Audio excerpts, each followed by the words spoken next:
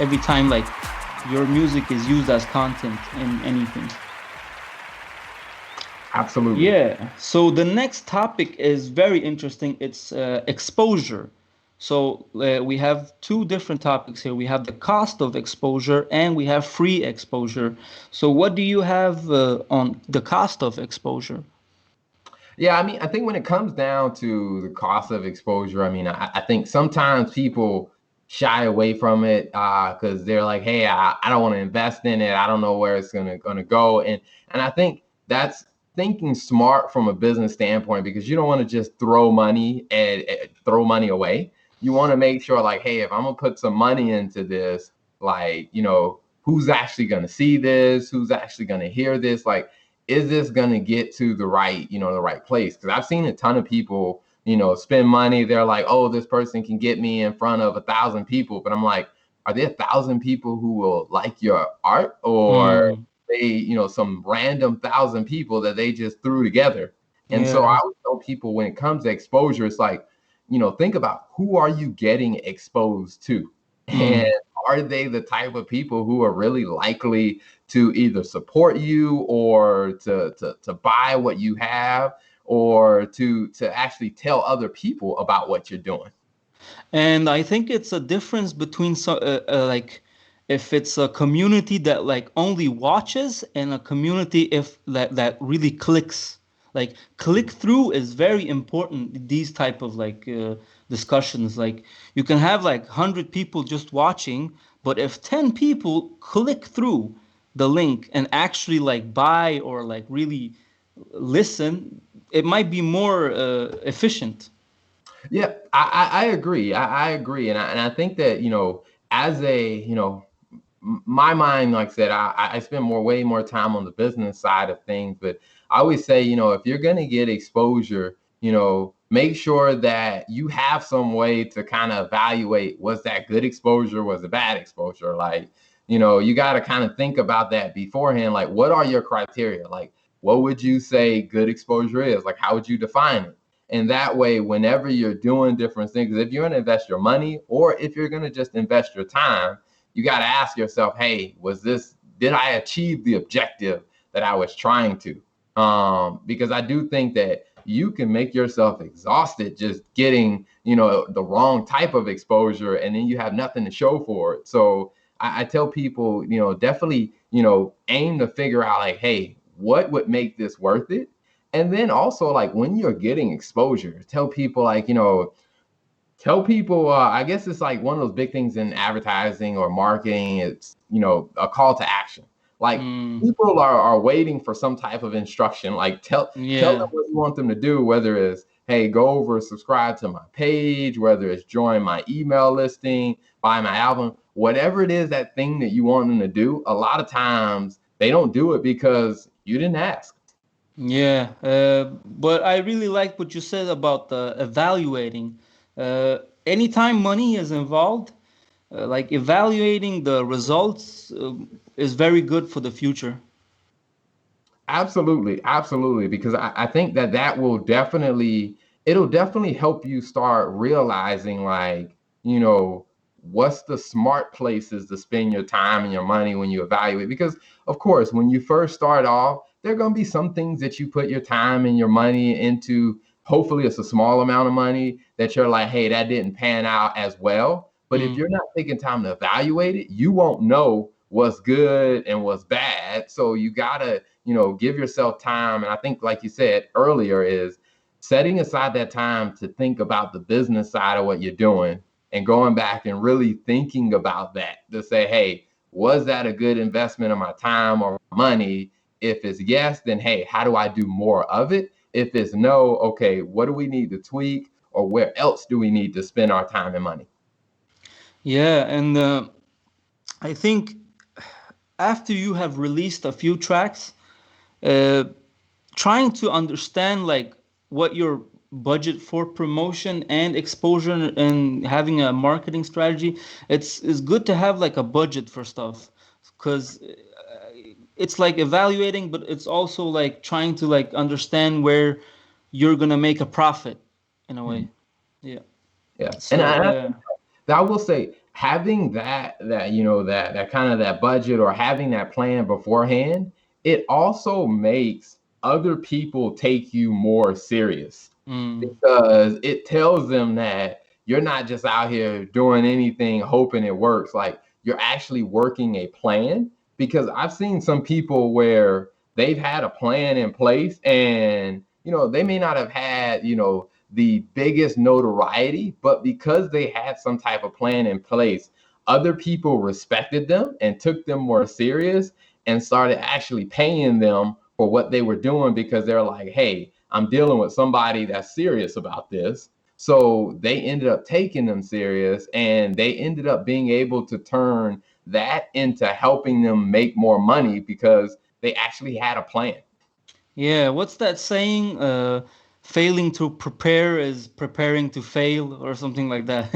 Yeah, but that's like a bit of a cost of exposure. But with the internet, there's so much like free exposure nowadays. Um, what do you think is like what is the best combination? Is it to like have a lot of like exposure that's like expensive and have a little bit of free exposure, or like you should really like put all your time in free exposure and have a little bit of like exposure that's like gonna cost you a little bit, because free exposure is only your hours, I think. Yeah. Yeah. Yeah. And I mean, I think it comes down to how much, what does your budget look like?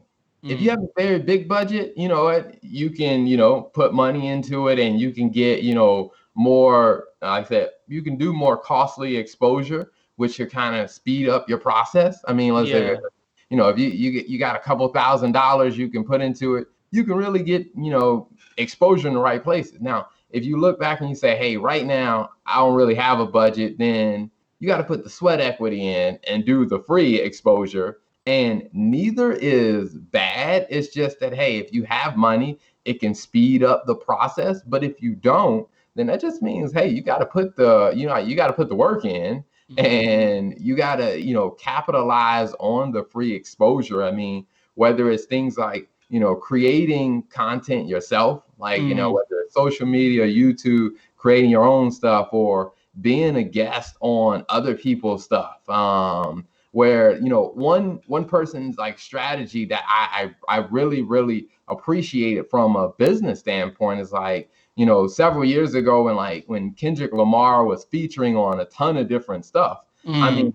it was exposure to where he may not have had the best financial outcome from all those features, but that was at the time his way of getting the exposure that he needed so that he could turn that exposure into like, all right, now that I've gotten the exposure, I've showed y'all what I can do. Now it's time for you guys to pay me.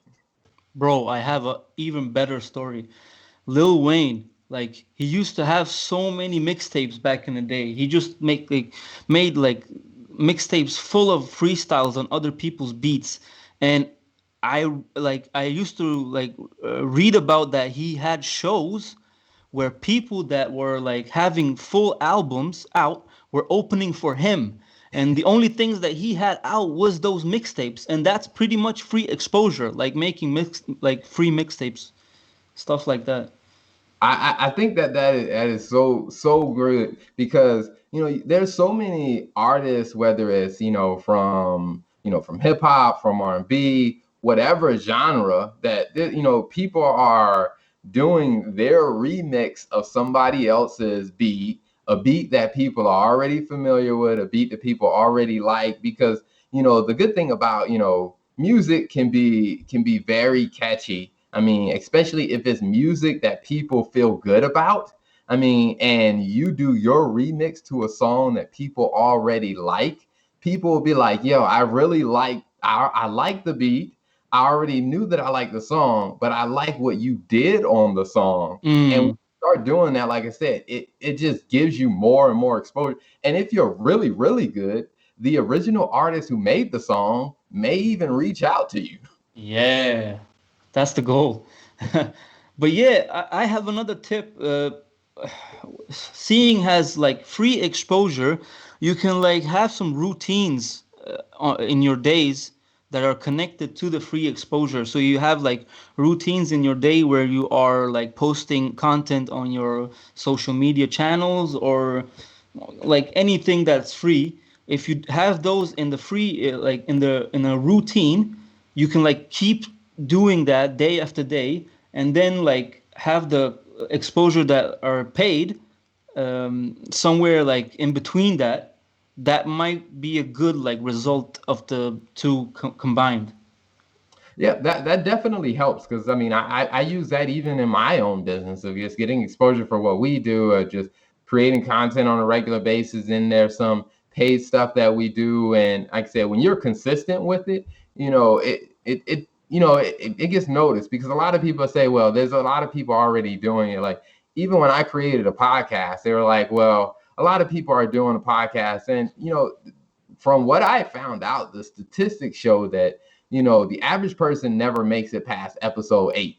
Wow. Okay. So if you keep going, there's less competition if you keep going. Mm.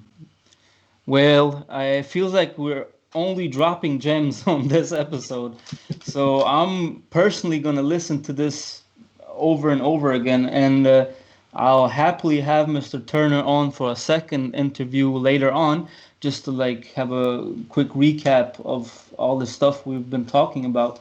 But do you have anything else to speak on the exposure or? Yeah, I'll say one last thing that I think that could be a helpful tip is, as I've learned with doing podcasts, a lot of podcasters are always looking for whether it's a great beat or some type of music intro or outro to be a catch. And if you're an artist, I would say, reaching out to people who have podcasts about, like, offer to create a hook for them for free, and it becomes great exposure because every episode their audience is going to hear your song. And Mm, like I said, they don't know how to make the beats, but they do know how to get an audience to their podcast. And if every single episode they're hearing your song, it becomes great exposure for you. yeah. I have a like a personal story. I did some shows in Copenhagen, that's the Danish capital. And I remember I didn't really get a lot of money for those shows, but later on I saw that me doing those shows helped me get like a new fan base, but also helped the people in my hometown get like their eyes open for me because they were like, "What? How did he get a show in Copenhagen?" And at the time they were like, "Oh, he probably like didn't get any money or anything for it," and I didn't really get a lot from it, but I can see the effects of making that like free exposure later on now in my career. So sometimes it's good doing that, but it's really a fine line sometimes to do a lot of free exposure and also trying to like uh, you know it's tough in business. It's like you have to almost bully people into giving you what you're like worth. So if you do a lot of stuff free, it feels like people are thinking, "Oh, we don't have to pay him anything." So I would say find your own like fine line where you're doing stuff free, but also trying to get as much as you can from your art. Yeah. And I think it's kind of like what you mentioned before. It's like, budgeting it. Like, Mm. just like you would budget your money, it's just budget your time. Like decide like, hey, this is how many free shows I'm gonna do. And once I hit that limit, hey, people can pay for it. Awesome, awesome. Now, if we are done with that topic, I want to talk a little about Mr. Turner and his music taste. I heard, like you said, Kendrick Lamar, but what are you listening to nowadays? Like, I will say I'm a fan of Wale, and maybe that's because my wife is Nigerian. oh, Um, sick. Okay, that's awesome. I actually dropped a song on the last episode that I made with a Nigerian artist. Okay, nice, nice. Yeah, so I would say being married to a Nigerian, you hear a lot of Nigerian music. And so I hear a lot of artists from Nigeria. And like I said, I mean, I'm definitely a fan of Kendrick Lamar and kind of his art form, and I absolutely love, like I said, the way that he approaches a song, and just that, you really, I think when you listen to artists like that, you really feel like, man, he is like really true to what he's saying, and I mean, and you can't do anything but appreciate that. Yeah, personally for me, Kendrick, I can't really like I won't put him on any list besides anyone else. I really feel like he's made his own mark on the music business and on music overall. Uh, I feel like there's nothing bad to say about that man. He can do no wrong in my book. Yeah. But what's your like personal influences? What made you like go into accounting and what made you like do what you're doing right now? Yeah, I mean, for me, I didn't come from a family that had like a business background. My father was a medic in the military, so pretty much, I mean, in the war zone, I mean, his job was to help patch people up. And Respect. my mother was a stay-at-home mom, so it wasn't like, hey, I had this big corporate, it was something different.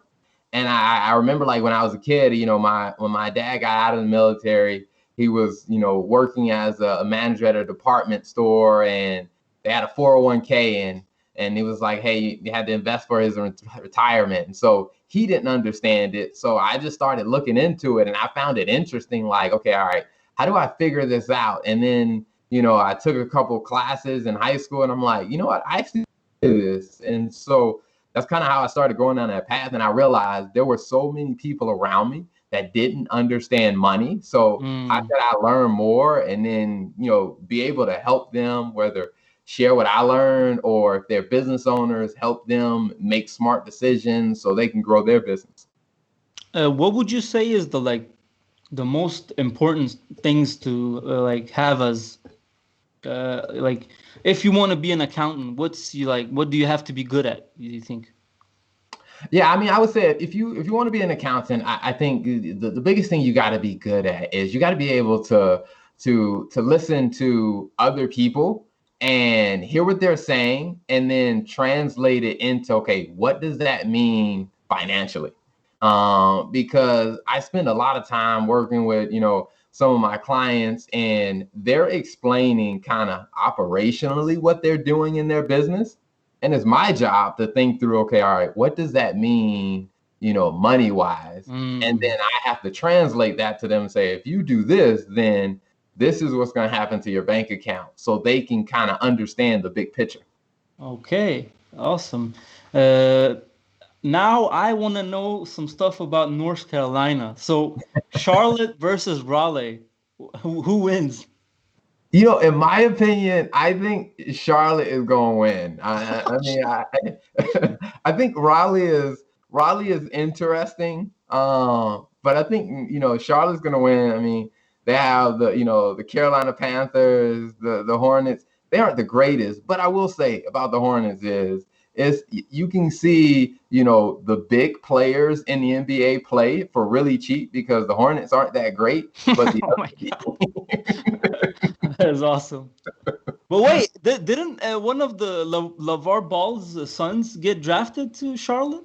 Yeah, he did. So Oh so shit. Okay, so awesome. so the prices may go up eventually. But for now, you can still see LeBron play, for a cheap price, because, like I said, the Hornets aren't the greatest.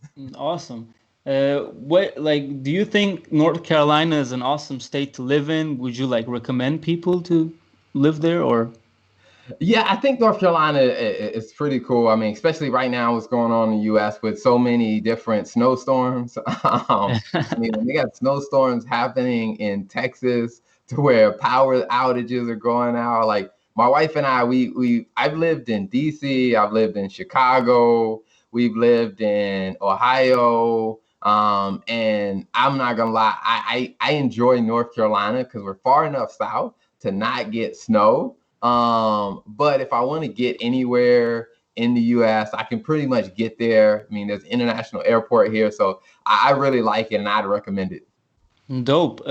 I just want to say that I have you're the second person from North Carolina that's crossed my path. The first one is Huda, the man behind War Stories Radio Live, and I have to say, people from North Carolina, they are extremely down to earth. It's amazing. Like you can really feel it from. They're very honest, very down to earth. So I feel like I want to live there if I ever get to the U.S. Right now, that's my feeling. I don't know how we'll see in the future, but yeah, North Carolina. There another topic I want to talk about is so American football, and you said you watch a little bit of soccer too. I do. Yeah, what kind of soccer do you watch? So I would say I got confused. I get confused with all the different European leagues. Yeah, there's too many. So I will say it's hard to keep up with it, and to where I don't necessarily watch any individual league. I But what mean, about the World Cups? yes, the World Cup I am a fan of, especially because when the World Cup was in Brazil, I was actually living and working in Brazil. Wow, that's So I awesome. got to go to a game, and I went to like the finals weekend. I was down in Rio with some friends, going to parties and enjoying all the festivities and stuff. So yeah, the World Cup, I think, just the amount of energy and excitement that it brings, even people who don't even like soccer, they get excited about it. So I mean, I think, there's probably no sporting event that compares to the World Cup. Yeah, I think the reason is because it's such a cheap sport. You just need a ball. That's it, you know.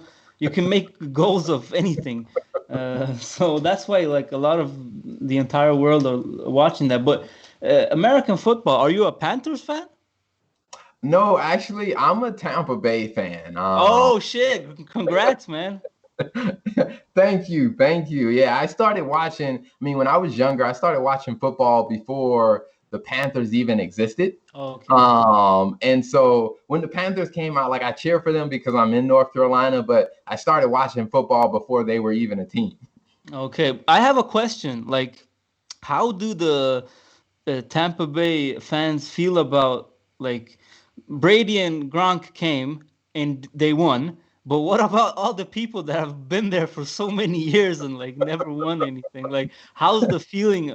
Do you guys feel like they did it for y'all, or like how do you guys like?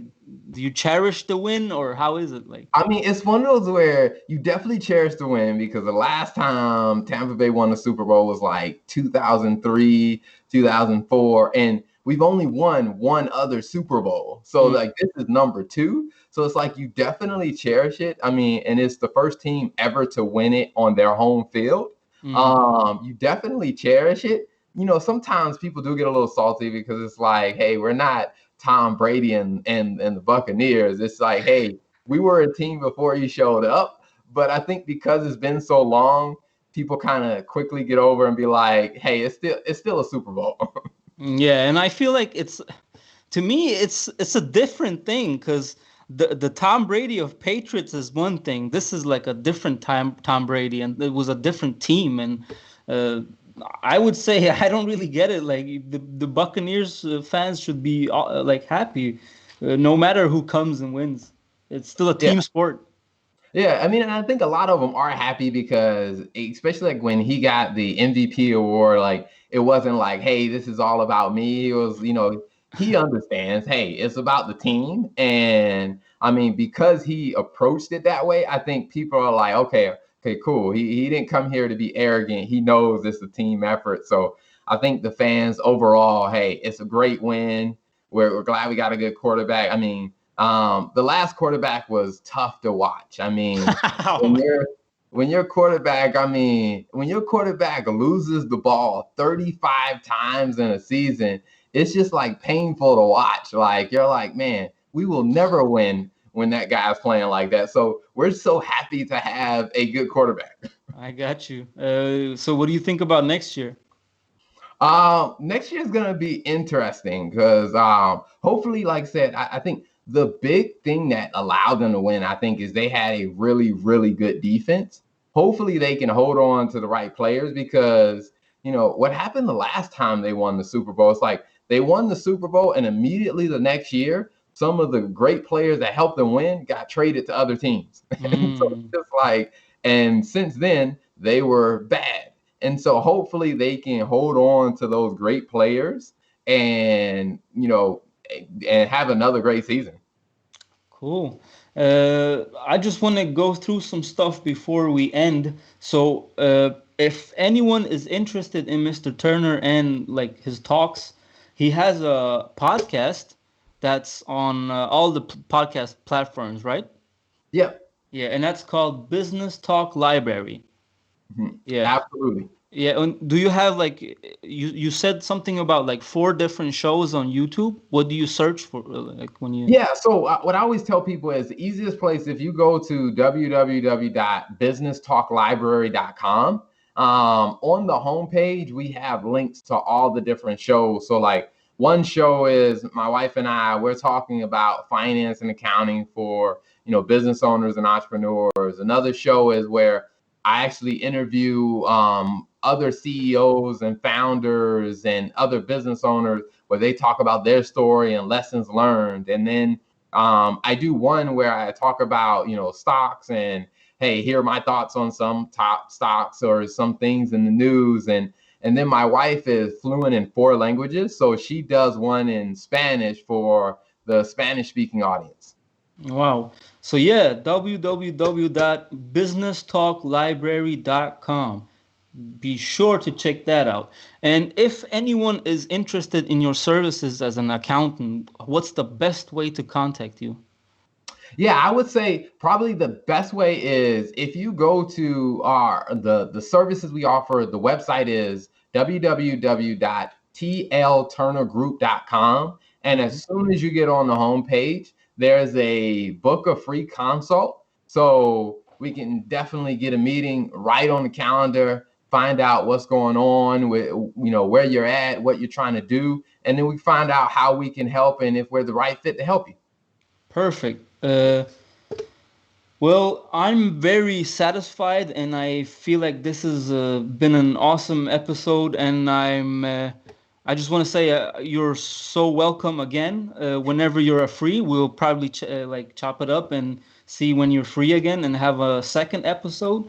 Other than that, I want to say if any brands or companies or people or whatever want to connect with me and want me to endorse or work with any of their products, just contact me on mzillaworldwide@gmail.com.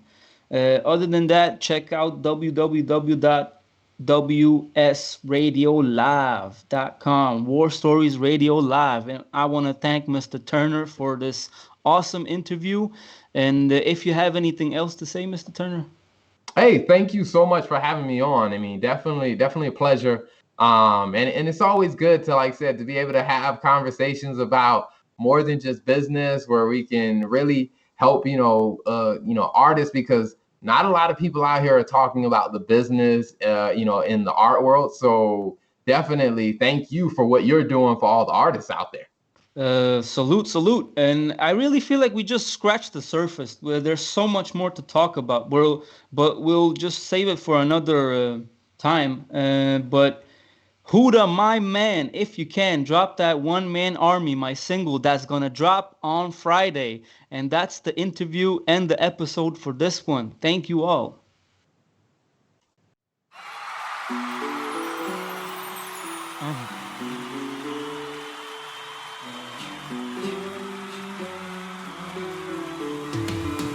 Stuck in a fantasy, left with a dream. Struggle, my reality's not always how it seems. Yeah, it's not always how the stone gleams. You gotta rock with it, make it smooth, real pristine. A gentle king, but I rule with the wrath of a titan. Left wiring, Captain Levi, death flying in. Silence, violence, we all been savages. How come we still trying to prove something? Nowadays I'm hiring. No money records getting bigger, office timing in. But what I want, you can't give. I've worked too hard, I want at least 3 full meals on the offer, on the table. I disable any negativity. Grew up in the hood, so I use that energy. War poetry, the flame burning hot. Can't nobody touch my legacy. They keep asking me, who's your enemy? I don't know anymore. One closed door opens 100 doors more. For sure, I saw all the writings on the wall, but I can't stop. I just love this inner war. Yeah, man, I just love this inner war. This inner struggle with myself. Yeah, I just love this inner war. I can't stop hustling, I love this music thing. Therapy is mentally a peace that I bring. My rhymes all the time that I find to unlock the sign of my inner truth was a game changer from the start. Now I'm the biggest inspiration to everybody's art. Look the part, be the part, mother sucker. Yeah. Stuck in a fantasy, left with a dream. One man army, I don't need a damn team. I'ma do everything by myself. Rip apart the whole scene with my health. Stuck in a fantasy, left with a dream. One man army, I don't need a damn team. I do my thing. I do my thing. Stuck in a fantasy, left with a dream. One man army, I don't need a damn team. I'ma do everything by myself. Rip apart the whole scene with my wealth. Stuck in a fantasy, left with a dream. One man army, I don't need a damn team. I'ma do everything by myself. Rip apart the whole scene with my wealth. The second wind, let me spin. Red with sand, built to win. Holy water in the basin. They do it all for show. I took several losses to the chin. In the end, found myself in the 10. Jusqu'ici tout va bien. All in, tous les mots ont rien. Green in my pocket, Saint Etienne. A legend on the mic. I do this shit tank. My own family talking shit about me. It's all good though. I still love you to my death. My own hood talking shit about me. It's all good though. I still do this shit real stealth. Navy SEALs, Marines, one man army. I'm the doom. Stuck in a fantasy, left with a dream. One man army, I don't need a damn team. I'ma do everything by myself. Rip apart the whole scene with my wealth. Stuck in a fantasy, left with a dream. One man army, I don't need a damn team. I'ma do everything by myself. Rip apart the whole scene with my wealth. Stuck in a fantasy, left with a dream. One man army, I don't need a damn team. I'm a one man army. Stuck in a fantasy, left with a dream. One man army, I don't need a damn team. I'm a goddamn one man army. Stuck in a fantasy, left with a dream. One man army, I don't need a damn team. I'ma do everything by myself. Rip apart the whole scene with my wealth.